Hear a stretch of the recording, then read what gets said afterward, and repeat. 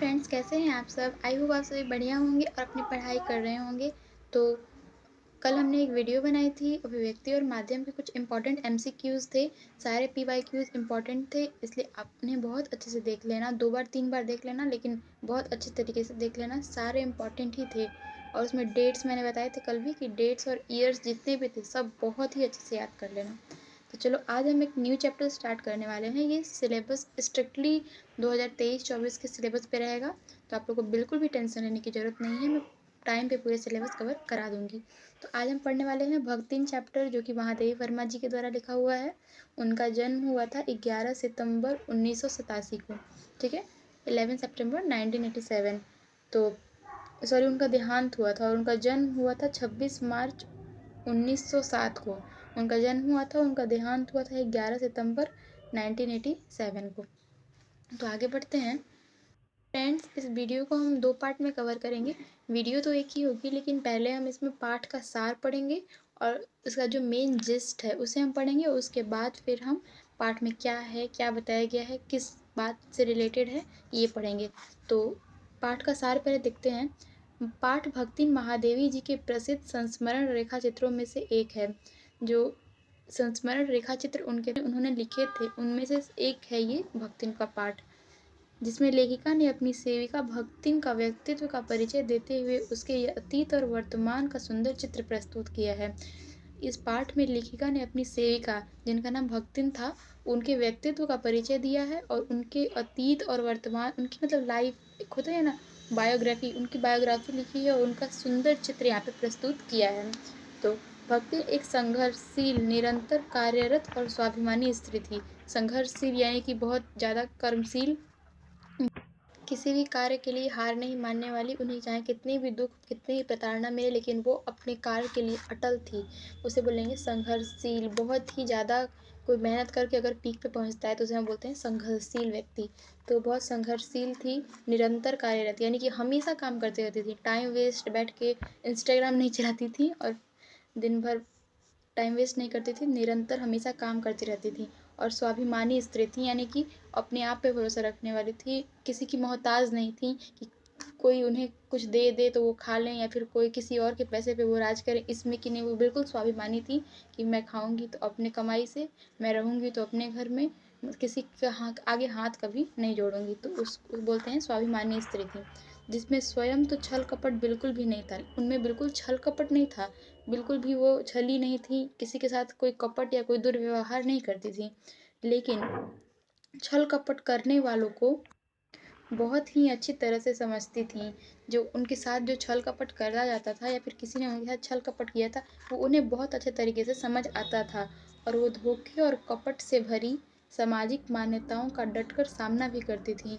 और उनके साथ जो धोखा दिया जाता था, उनके साथ जो छल कपट किया जाता था या फिर जो सामाजिक मान्यताएं थीं, उनका वो डट कर सामना करती थी, उनके प्रति आवाज़ उठाती थी, अपने हक के लिए वो लड़ने जानती थी। लेकिन अपने जीवन के सबसे अंतिम पड़ाव पर आते-आते वह थक हार कर उसने अपने जीवन को पूरी तरह बदल दिया। लेकिन पूरी लाइफ तो वो संघर्षशील रहीं, कर्मशील रहीं, हर मुश्किल का सामना किया, सारी धार्मिक मान्यताओं को, सामाजिक जो कुरीतियाँ थी उनका सामना किया। लेकिन जब लास्ट के मोमेंट पे आ गईं, जब उन ओल्ड एज में जब आ गईं, तो उन्होंने सब कुछ अपने जीवन से हार गई और अंतिम पड़ाव पर आते-आते वो अपने जीवन को पूरी तरह से बदल देती हैं। तो देखते हैं कैसे बदलती हैं। अपने आपको महादेवी वर्मा जी की सेविका के रूप में समर्पित करके उसने अपना जीवन की की तरह उनके जीवन को भी देहाती बनाकर अपने रंग में रंग दिया। तो हम वो स्टोरी में आगे पढ़ेंगे कि क्या हुआ था। तो वो जो लास्ट टाइम में महादेवी जी से मिलती हैं और उनकी सेविका के रूप में खुद को समर्पित कर देती हैं, मान लेती हैं कि अब मुझे जीवन भर इनकी सेविका ही रहना है। और खुद तो वो देहाती रहती है, दिन भर हमेशा गाँव में रही होती है, बचपन से ही उसे हर चीज़, उसके चाल ढाल सब कुछ उसका देहाती रहता है। और वो महादेवी जी के संगत में आके कभी शहरी तो नहीं बन पाती, लेकिन महादेवी जी को ही देहाती बना देती है। तो इसीलिए बोला गया है कि वो अपने जीवन को पूरी तरह से बदल देती है। दूसरी तरफ महादेवी जी भी भक्तिन को इनको सॉरी, यहाँ पे गलत हो गया है। महादेवी जी भी भक्तिन को व्यक्तित्व का अहम अंश मानकर उसे खोना नहीं चाहती थी। अब जो इतना साल हमेशा उनके साथ रहा था, उनके हर कार्य में उनकी हेल्प करती थी, उन्हें खाना बना कर देती थी, उनके साथ हँसती खेलती, उन्हें किस्से सुनाती थी अपने गाँव के, उन्हें मतलब पूरी तरह से मनोरंजित करती थी, उनके साथ घूमने जाया करती थी। तो किसी का भी एडिक्शन तो हो ही जाएगा, महादेवी जी को भी उनके साथ रहने में अच्छा लगने लगा। वो उसे अपने जीवन का एक अहम अंश समझने लगी और इस वज़ह से वो उसे खोना नहीं चाहती थी। उसे कल्पना भी नहीं करती थी कि अगर भक्तिन मेरे से दूर चली जाएगी तो मेरा लाइफ़ कैसा होगा। तो ये था पाठ का सार मेन, जिसमें जो थीम है कि भक्तिन और लेखिका के बारे में ही लिखा गया है। लेखिका ने भक्तिन के बारे में उसकी पूरी जो अपने लाइफ़ से क्या उन रिलेशन था वो सब बताया है इसमें। तो अब हम पढ़ेंगे पाठ। पाठ क्या है? पाठ के प्रथम भाग में लेखिका के भक्तिन के बचपन के बारे में परिचय दिया गया है। तो लेखिका ने भक्तिन का जो बचपन था उसके बारे में बताया है सबसे शुरू में। उन्होंने बताया है कि भक्तिन का बचपन बहुत ही दुखदाई रहा था। यानी कि भक्तिन का बचपन बहुत ही प्रताड़ना भरा रहा है, उन्हें हर चीज़ में दुखदाई रहा है। उनकी अपनी माता उनकी बचपन में ही मर गई थी, तो उसके पिता ने दूसरी शादी की थी। जो उसकी विमाता थी वो उन्हें बहुत कष्ट दिया करती थी, सारे काम उनसे ही करवाती थी, अपने बच्चों को बिल्कुल भी परेशान नहीं करती थी। कुछ भी रहेगा तो उनसे ही बोलेगी, उन्हें डाँटेगी, मारेगी, तो उन्हें बहुत दुखदाई जीवन जीना पड़ा। भक्तिन का नाम लेखिका का दिया हुआ था। भक्तिन का जो असली नाम था वो लक्ष्मीन था। लक्ष्मीन का अर्थ होता है लक्ष्मी, लेकिन वो जिस तरह का नाम है उस तरह का उनका व्यक्तित्व नहीं था। जैसे लक्ष्मी मतलब बहुत ही ज़्यादा पैसे रुपए वाली, बहुत ही ज़्यादा धनी, सेठ, अमीर, लेकिन भक्तिन बिल्कुल उसके विपरीत ही थी। वो बिल्कुल भी पसंद नहीं करती थी कि मेरा ये नाम रहे, क्योंकि वो उसके नाम के जैसा उसका कार्य या फिर उसका कोई भी चीज़ नहीं था। इसलिए वो नहीं चाहती थी कि अपना नाम किसी को बताए। इसलिए उसने भक्तिन ने लेखिका को तो बताया, लेकिन उन्होंने कह दिया कि आप मेरे नाम कभी मत लेना। तो उसी दिन से भक्तिन का नाम लेखिका ने भक्तिन रख दिया, क्योंकि वो हमेशा रुद्राक्ष की माला लेके हमेशा भगवान का नाम लिया करती थी और हमेशा पूजा पाठ में लगी रहती थी, तो इस वजह से उसका नाम भक्तिन रख दिया। तो देखिए क्या है आगे। वह एक अहीर पिता की इकलौती बेटी थी, जिसकी शादी 5 वर्ष की आयु में और 9 वर्ष की आयु में गौना कर उसके पिता ने उसे ससुराल भेज दिया था। वो एक अहीर जात के कोई आदमी थे, उनके पिता। तो अहीर तो आप लोग जानते ही होंगे जात होता है। तो उसकी इकलौती बेटी थी, एक ही बेटी थी, जिसको उन्होंने 5 ही वर्ष में शादी कर दी थी। पहले तो बाल विवाह होता था, तो 5 वर्ष में शादी कर दी थी और 9 वर्ष में उसका गौना कर दिया था, और पिता जो हैं उन्हें ससुराल भेज देते हैं। आगे क्या है। उसकी माँ की मृत्यु बचपन में ही हो गई थी तथा मजबूरन उसे विमाता की ताड़ना और प्रताड़ना सहनी पड़ रही थी। उनकी माँ जो है वो बचपन में ही चल बसी थी, तो उस वजह से उन्होंने विमाता की ताड़ना सह रही थी, प्रताड़ना सहती रहती थी, लेकिन वो कुछ कर भी नहीं सकती थी। इसलिए शादी के बाद पिता की मृत्यु से मायके से सारे संबंध खत्म कर दिए। तो जब उनकी शादी हो जाती है तो कुछ सालों बाद उनके पिता की मृत्यु हो जाती है। तो पिता की मृत्यु हो जाती है, तो उसके बाद उन्होंने अपने मायके से सारे संबंध ही ख़त्म कर लिए, क्योंकि पिता ही तो थे जो उसके अपने थे। विमाता उनके बच्चे तो उसके अपने थे नहीं। उन्होंने बचपन से ही उसे दुख दिया है, उसे प्रताड़ना दी है, उसे ताड़ना दी है, उसे परेशानी में रखा है, हमेशा उसे वो प्यार नहीं मिला जो उसे मिलना चाहिए था। तो उसने अपने मायके से सारे संबंध खत्म कर दिए। और मैंने बताया था कि वो एक बहुत स्वाभिमानी स्त्री थी, इसलिए सब उसने किया। अब भक्तिन के जीवन के दूसरे अध्याय की शुरुआत होती है। तो पहला अध्याय तो उसके बचपन के बारे में था, उसकी शादी से पहले उसका बचपन और उसकी शादी के बाद उसका बचपन। उसका बचपन, आखिर वो तो बच्ची ही थी तो बचपन ही कहेंगे, और शादी के बाद से उसका दूसरा अध्याय स्टार्ट हो जाता है। भक्तिन के पारिवारिक जीवन में केवल एक ही बात सकारात्मक थी कि उसे अपने पति से बहुत प्रेम मिला। उसके पति जो थे उनसे बहुत प्यार करते थे, यही एक बात थी उसके जीवन में जो सकारात्मक थी। दूसरा क्या है। 3 बेटियों की माँ बनने के बाद वह सास और जेठानियों की अपेक्षा के शिकार बन गई। उनकी उस समय पहले के ज़माने में लड़की और लड़कों के बीच भेदभाव किया जाता था, तो भक्तिन के एक भी बेटे नहीं हुए। उनकी 3 बेटियाँ हो गई, जिस वजह से सास और जेठानियाँ जो थी वो उसकी उपेक्षा करती थी, उसका शिकायत करती थी, उसे बहुत कुछ बोलती थी, सारे काम उसी से करवाती थी। यानी कि उसका जो ससुराल के शादी के बाद वैवाहिक जीवन रहा वो भी कोई सफल नहीं रहा, उसमें भी दुख ही मिला, सिवाय उसके पति के जो उसे बहुत प्रेम करता था। देखिए आगे। लेखिका ने यहाँ लड़के और लड़कियों के बीच हो रहे भेदभाव को अंकित किया है। यहाँ पे बताया गया है कि और लड़कियों के बीच क्या-क्या भेदभाव होते थे। तो जब लड़के हो जाते थे तो उसे बहुत प्यार मिलेगा उस स्त्री को, और अगर लड़की होगी तो उसे प्यार नहीं मिलेगा, वो उपेक्षा का शिकार बन जाएगी। भक्तिन की बड़ी लड़की की शादी होते ही उसके पति की मृत्यु हो गई। अब जैसे ही भक्तिन की बड़ी बेटी की शादी हुई, वैसे ही उसका पति चल बसा, जिसने भक्तिन को एकदम तोड़ कर रख दिया। भक्तिन जो थी उससे वो पूरे घर में एक पति ही तो था जो उससे बहुत प्रेम करता था, उसको समझता था, और उसकी भी मृत्यु हो गई तो वो बिल्कुल टूट चुकी थी। लेकिन उसने फिर भी हार नहीं मानी, लेकिन वो फिर भी इतनी दृढ़ निश्चयी, इतनी स्वाभिमानी और इतनी कर्मशील औरत थी कि उसने फिर भी हार नहीं मानी। पहले की ही भांति शांति से सारे कारोबार को ज्यों का त्यों संभाल कर रखा। पहले उसने सारे कारोबार को और खेतों को जैसे संभाल कर रखा था, वैसे ही अभी भी संभाल कर रखा। उसके सगे संबंधियों को ये बिल्कुल अच्छा नहीं लग रहा था, और उसके जो सगे जेठ थे उसके और उसके परिवार वाले थे, उन्हें ये बिल्कुल पसंद नहीं था कि पति की मृत्यु के बाद भी वो इस कारोबार को इतनी अच्छी तरीके से संभाल रही है। वे चाहते थे कि ये घर छोड़कर भक्तिन चली जाए और सारे कारोबार पे उनका हक हो जाए। वे चाहते थे कि सारे कारोबार, पैसे, घर-बार उनका हो जाए और भक्तिन यहाँ से चली जाए। मैंने बताया आपको कि वे चाहते थे कि भक्तिन उनको छोड़ के चली जाए, क्योंकि उसका पति तो अब रहा नहीं था और सारे कारोबार को वो हक जमा कर बैठ जाए, लेकिन भक्तिन ने ऐसा नहीं किया। लेकिन भक्तिन भी कम हठी नहीं थी। उसने कम ही उम्र में अपनी दोनों बेटियों के हाथ पीले कर दिए और बड़े दामाद को घर जमाई बनाकर रख लिया। लेकिन भक्तिन इस सब से बचने के लिए वो जानती थी कि अगर वो छोड़कर चली गई तो ये सारे इसके सगे संबंधी जो थे वो सब इसके पैसे पे राज करेंगे, इसका घर-बार सब बिका देंगे। तो इसलिए भक्तिन ने अपनी छोटी-छोटी बेटियों की बचपन में ही शादी कर दी, और अपने बड़े जमाई को जो उनके पति ने खोजा था, उस बड़े जमाई बनाकर रख लिया। लेकिन भक्तिन की किस्मत उससे भी अधिक हठी थी।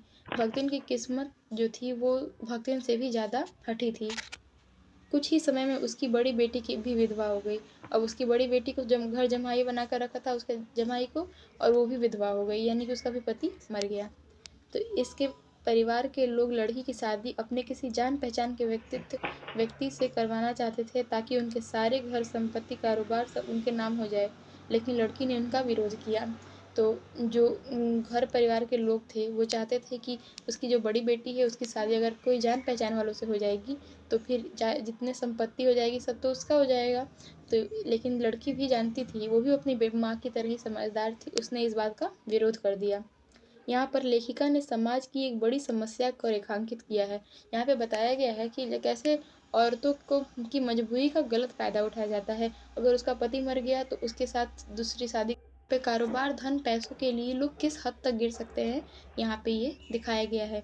तो यहाँ पे एक बड़ी समस्या को रेखांकित किया गया है।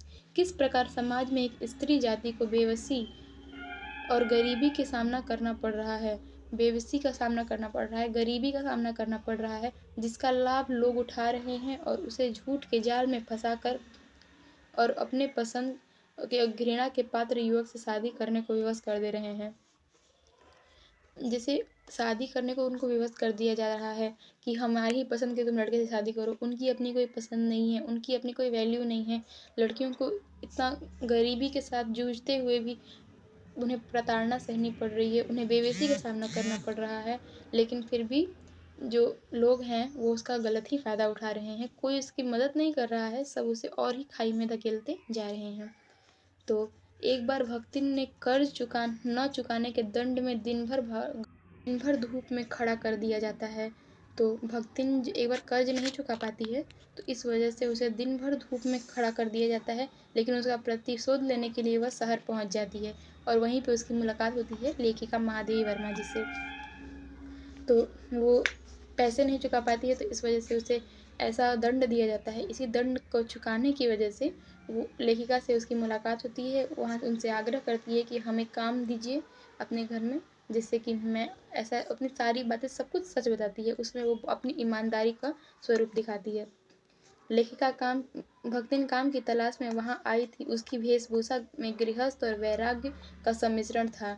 उसकी वेशभूषा देखने से लग रहा था कि वो गृहस्थ है और वैराग्य यानी कि उसमें बहुत दुःख है, उसको दोनों का मिश्रण है उसके अंदर। तो लेखिका ने भी उसे कार्य करने के लिए मंजूरी दे दी। वह रसोई का सारा काम कर लेती थी। सुबह उठकर सूर्य को जल से अभिनंदन तथा 2 मिनट नाक दबाकर जप करने के पश्चात ही वो रसोई में प्रवेश करती थी, उससे पहले नहीं करती थी। जब भक्ति ने रसोई में प्रवेश किया तब से लेकर आज तक लेखिका का प्रवेश दुर्लभ हो गया था। जब से लेखिका भक्ति ने उसकी रसोई में प्रवेश किया था, उसके बाद वो लेखिका को कभी अपनी रसोई में प्रवेश करने ही नहीं देती थी। उसका दुर्लभ हो गया था प्रवेश करना। दाल और सब्जी न बनने पर लेखिका को आमचूर और लाल मिर्च की चटनी पीस कर दे देती थी। तो जब सब्जी और दाल नहीं बन पाते थे तो उस टाइम वो आमचूर और लाल मिर्च की चटनी बनाकर ही दे देती थी। इसके साथ साथ वह भोजन में गुड़ परोसना भी कभी नहीं भूलती थी। वो हमेशा भोजन में सबके गुड़ हमेशा परोसती थी। शहर में रहने वाली महादेवी जी गांव की इस निपट देहातिन से इस प्रकार प्रभावित होती हैं कि वह खुद को भोजन के मामले में गुड़ परोसना कभी नहीं भूलती थी। सेविका में ऐसी खूबी थी कि वो किसी को भी अपने रंग में रंग देती थी, लेकिन खुद कभी उसके रंग में नहीं रंगती। तो सेविका जो थी उसमें एक ऐसी खूबी थी कि वो जिसके साथ भी रहती थी वो उसको बदल देती थी, जैसे अपनी तरह बना देती थी, लेकिन कभी खुद उसकी तरह नहीं बनती थी। उसको ये कभी स्वीकार नहीं था कि वो किसी और के लिए खुद को बदले। भक्ति में दुर्गुणों की कमी नहीं थी। वह स्वामिनी के साथ खुश रहने के लिए थोड़ा बहुत झूठ भी बोल देती थी। उस ऐसा नहीं है कि वो बहुत ही अच्छी थी, उसमें भी दुर्गुणों की कमी नहीं थी, बहुत दुर्गुण थे, लेकिन फिर भी वो स्वामिनी, यानी कि स्वामिनी यहाँ पे लेखिका के लिए लाया गया है, स्वामिनी को खुश करने के लिए वो झूठ भी बोलती थी, लेकिन किसी तरह बस उनकी जो मालकिन थी वो खुश रहें उसके लिए वो झूठ भी बोलती थी। किसी बात को अपनी सुविधा अनुसार शास्त्र के अनुसार बताकर सिद्ध कर देती थी। किसी भी बात को अपने तरीके से बता देती थी। जैसे कोई बात गलत भी रहेगी तो वो अपने तरीके से उसे सच ही साबित कर देती थी और अपनी बात मानने को सबको मजबूर कर देती थी। हर बात को शास्त्रों का सहारा देकर सच साबित कर देती थी। शास्त्र का सहारा लेकर अपने सिर मुड़वाने की बात में वह लेखिका को निरुत्तर कर देती थी। कोई गलत बात पे भी अगर दोनों तर्क करते रहते थे तो उसमें वो बोलती थी कि शास्त्र का सहारा लेने के बाद वो बोलती थी कि मैं अगर ये बात गलत निकली तो मैं अपना सिर मुड़वा लूँगी। ऐसे बातें करती थी वो, जिससे कि लेखिका बिल्कुल ही निरुत्तर हो जाती थी, उसे उसका कोई जवाब ही नहीं मिलता था और अंततः वो मान लेती थी कि हाँ, लेखिका भक्तिन ही सच बोल रही है।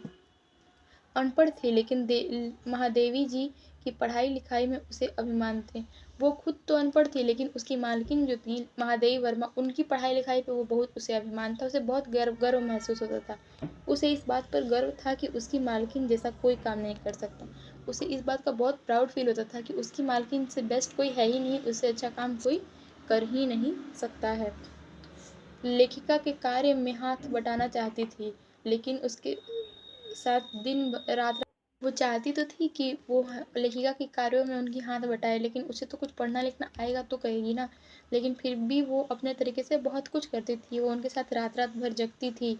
उन्होंने अगर कोई लेख लिखे और वो अगर अच्छी तरह से पूर्ण हो जाए तो वो बहुत खुशी से चहचहा कर हंस पड़ती थी। भले ही उसे वो बात समझ में आए या ना आए कि उसमें क्या लिखा हुआ है, लेकिन फिर भी वो उन्हें मतलब अच्छा फील कराने के लिए, उन्हें खुश करने के लिए वो उस पर बहुत खुश होती थी। देख लिखिए, उनकी लेख और छंद को पूर्ण होने की खुशी पर वह उछल पड़ती थी, भले ही उसे उसका अर्थ समझ में आए या ना आए। वो समझे चाहे ना समझे, लेकिन वो खुश बहुत होती थी। यह सभी बातें भक्तिन को एक अनन्य सेविका के रूप में स्थापित कर देती है। ये सारी बातें ये प्रूव कर देती हैं कि लेखिका एक बहुत ही अच्छी सेविका थी, वो एक अनन्य सेविका, उसके जैसा कोई नहीं हो सकता है। सवेरे भक्तिन लेखिका से पहले जग जाती थी। लेखिका जो भक्तिन जो थी वो लेखिका से पहले उठ जाती थी सुबह, और हमेशा रोज रोज सुबह में उनके साथ ही घूमने जाती थी। छाया के समान हमेशा उनके साथ रहती थी। भक्तिन हमेशा लेखिका के साथ रहती थी, बिल्कुल उनकी छाया के समान।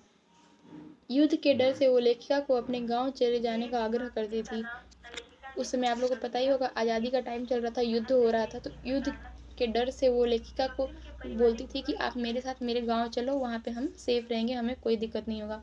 अपने बचाए हुए पैसों से उनके घर में रहने और सुविधाओं का ध्यान रखने का आश्वासन भी देती थी और बोलती थी कि आपको मेरे गांव में कोई तकलीफ नहीं होगी, मैंने बहुत पैसे बचा रखे हैं, उस पैसों से मैं आपकी सुख सुविधा को पूरी तरह से ध्यान रखूंगी। इस घटना के कारण लेखिका के साथ भक्तिन के संबंध स्वानो सवक के संबंधों के को तोड़कर उनसे भी कहीं ऊपर चरमोत्कर्ष तक पहुंच जाता था। अगर ऐसा बोलती थी कि वो अपने बचाए पैसों पे लेखिका का सारा खर्चा, सारा सुख सुविधाओं का ध्यान रख सकती है, तो उससे अच्छी सेविका कहाँ मिल सकती है जो अपनी के लिए इस हद तक जा सकती हो, ऐसी सेविका मिलना बहुत मुश्किल था। इस वजह से जो महादेवी वर्मा थी, उन्हें भक्तिन का संबंध स्वानुसवक के संबंधों से भी ज़्यादा बड़ा लगता था। वो उन्हें उस संबंध को एकदम चरमोत्कर्ष तक पहुँचा देती थी। उन्हें मतलब उस बात से बहुत ही ज़्यादा खुशी मिलती थी कि भक्तिन उनके प्रति इस तरह की सोच रखती है। लेखिका के मित्रों पर कभी-कभी कटाक्ष करने से नहीं चूकती। जब लेखिका के मित्र कभी उनके घर आते थे, तो उन पे रोज़ हमेशा कटाक्ष कर देती थी, किसी-किसी बात को या किसी ऐसे मैटर पे उसे समझ आए या ना आए, लेकिन फिर भी वो टोकना-टोकना उसका आदत हो गया था। जेल उसके लिए यमलोक से भी ज़्यादा भयानक था। जेल की नाम सुनने के बाद वो बहुत भड़क जाती थी। उसे लगता था कि जेल चले जाने के बाद मेरा और लेखिका का संबंध टूट जाएगा, वो हमसे दूर हो जाएँगी। तो उसकी कमज़ोरी का कारण कई बार वह उपहास का पात्र भी बन जाती थी।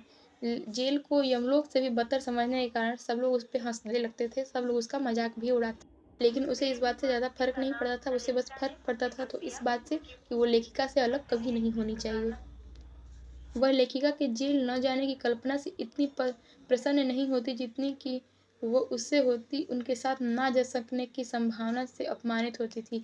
वो इस बात से खुश नहीं होती कि लेखिका जेल नहीं जा रही है, बल्कि वो इस बात से ज़्यादा नाराज़ हो जाती थी कि वो उनके साथ नहीं जा रही है। वो चाहती थी कि अगर हम जेल भी जाएँ तो साथ जाएँ। सोचिए आप कितना अटूट संबंध बन गया था दोनों के बीच में कि वो उसके साथ जेल तक जाने को तैयार हो गई थी भक्तिन। भक्तिन लेखिका से बिछड़ने की कल्पना भी नहीं कर सकती थी और लेखिका को भी ऐसी कल्पना तक नहीं थी। लेखिका और भक्तिन दोनों एक दूसरे से बिछड़ने की कभी कल्पना भी नहीं करते थे। वह भी यह सोचकर सिहर उठती थी कि योग जीवन में का एक यथार्थ सत्य है। वो भी इस बात को सोच के बिल्कुल सहम सी जाती थी कि हम दोनों एक दूसरे से दूर हो जाएंगे तो हमारा जीवन किस प्रकार व्यतीत होगा, इस बात की वो दोनों कल्पना भी नहीं करना चाहती थी। योग जीवन का एक यथार्थ सत्य है, लेकिन अंत में भक्तिन का वियोग को जीवन के वियोग से जोड़कर देखा। जब महादेवी वर्मा ने अंत में जो भक्तिन का वियोग था, भक्तिन का जो दुख था, जो उसकी परेशानी थी, बचपन से लेके अपने वैवाहिक जीवन तक जो परेशानियाँ झेलती आ रही थी, उसे जीवन के वियोग से जोड़कर देखा तो उसे सत्य का पता चला। उसे लगा कि यही तो जीवन का सत्य है, ये तो सबको करना पड़ता है, मुझे भी करना पड़ता है, आपको भी करना पड़ता है, सबको करना पड़ता है। स्त्री जाति के साथ ऐसा हमेशा होता ही रहता है। इसलिए उन्होंने दोनों के वियोग को जोड़कर देखा तो उन्हें बिल्कुल समानता नज़र आई। और गाइस अगर आप लोगों को इस चैप्टर के डिटेल्ड एक्सप्लेनेशन चाहिए, इस चैप्टर के जीवन परिचय के बारे में डिटेल्ड एक्सप्लेनेशन चाहिए तो प्लीज़ मुझे कमेंट सेक्शन में बताएं।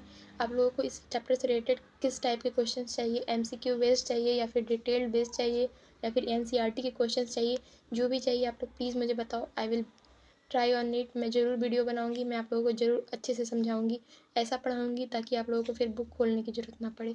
Thank you so much. साथ ही फ्रेंड्स भक्तिन पार्ट का छोटा सा सारांश खत्म होता है। आई होप आप लोगों को बहुत अच्छे से क्लियर हो गया होगा कि भक्तिन पार्ट में नॉर्मली एक सिंपली बायोग्राफी लिखी हुई है जो लेखिका ने अपनी सेविका भक्तिन के ऊपर लिखी है। आप इनमें छोटे-छोटे इम्पोर्टेंट चीज़ें होती हैं, जैसे भक्तिन का नाम क्या था, भक्तिन के जीवन में क्या चीज़ की कमी थी, क्या चीज़ की खुशी थी, भक्तिन के जीवन काल में लड़के और लड़कियों के बीच में भेदभाव किस प्रकार आया था। ये सारे इम्पोर्टेंट क्वेश्चन हैं जो हमेशा बोर्ड्स में रिपीट होते रहते हैं और कुछ ऐसे भी क्वेश्चन आते हैं जो नए होते हैं, लेकिन अगर आप पाठ को बहुत अच्छे तरीके से पढ़ लिए हो तो आपको इसमें प्रॉब्लम नहीं होगी। तो thank you guys, thank you very much. बस आप लोग मेरे चैनल को लाइक, सब्सक्राइब एंड शेयर करते रहो। Please, please, thank you so